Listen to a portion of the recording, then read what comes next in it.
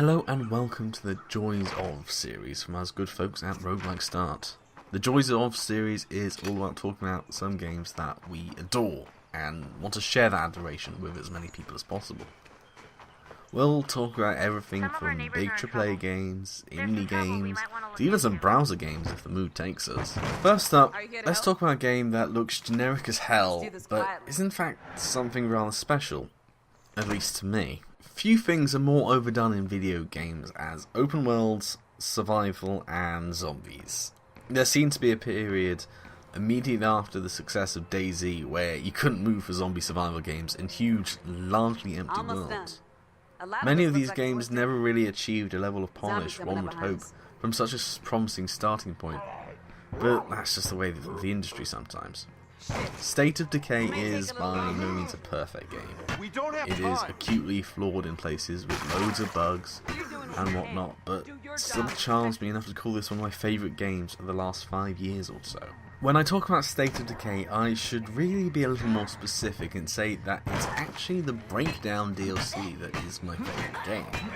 Releasing the player from the confines of a narrative and giving them free reign to survive a zombie apocalypse as they wish.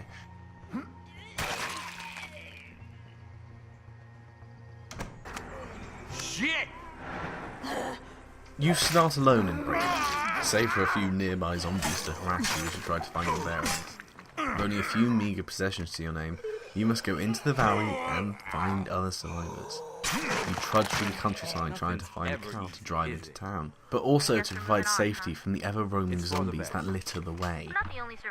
You fight as best you can, planting your feet steady to restore stamina, waiting for the undead to come to you, taking deliberate swings to crush skulls, or to floor them ready for a lead pipe to the face. When encountering halls for the first time, it's better to just run, hoping you put enough distance between you and the maelstrom of clawing hands that's hot on your heels. The game rewards being slow and methodical, not only in the game's limited stealth systems where crouching on your knees basically makes you a ninja, but in the simple task of searching cabinets. Rush the search and you run the risk of making enough noise to bring every zombie in the block right to you. I even found it's better to kill the speed of a car slowly as not to draw more zombies out, rather than slam on the brakes and ring the dinner bell for anyone nearby. It's when you find other survivors the game begins to take shape as to what it really is. A survival game, but not just of one character, but of a community. It's the Walking Dead dream of creating a group of survivors from different backgrounds, all badasses in their own way, all ready to crack some skulls. You get to know some backstories of these characters as you spend time in their company.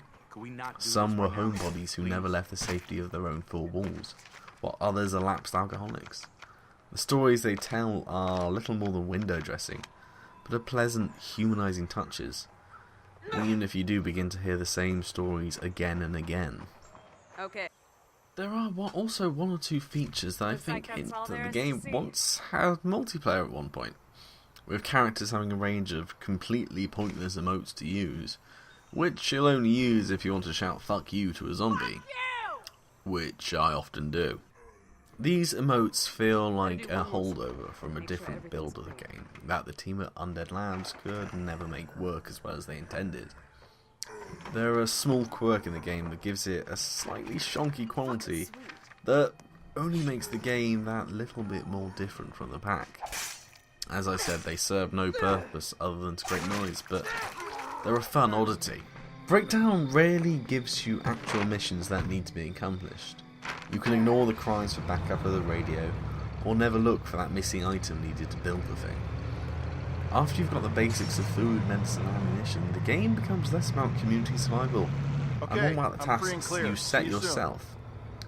I fancy finding some new guns, time to go scavenge the abandoned military base, or clearing out each block of useful resources and items.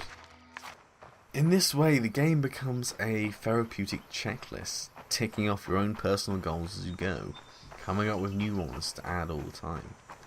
The game gave me the same sense of personal accomplishment as games such as Stardew Valley.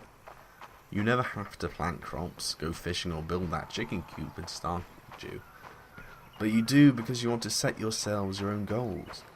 other than trying to get Haley to come into the milking shed with you.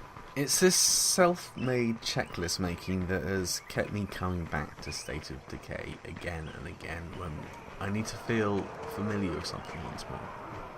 To me, it's that old jumper you wear to feel warm and nostalgic, or that one song that reminds you of better times.